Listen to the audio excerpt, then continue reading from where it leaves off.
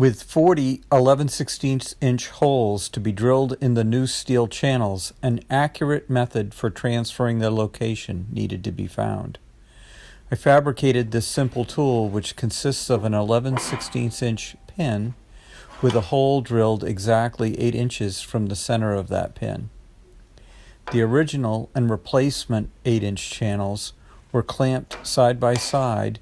Then the pin was inserted into an original hole to be copied. A speed square ensured the tool was perpendicular to the channels. Then a transfer punch was used to create a location mark in the new channel.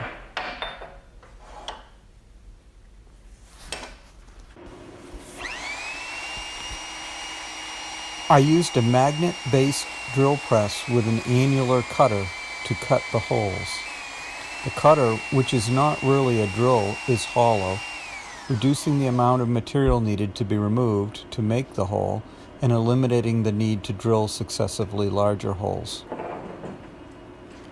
You will see a small plug that remains after the cutting process completes, which is ejected from the center of the cutter. A spring-loaded center pin simplifies positioning the drill press over the location mark and serves a second purpose of metering water-based coolant lubricant to the cutter when depressed. The electromagnet base is switched on after positioning the press and holds it fast throughout the cutting process.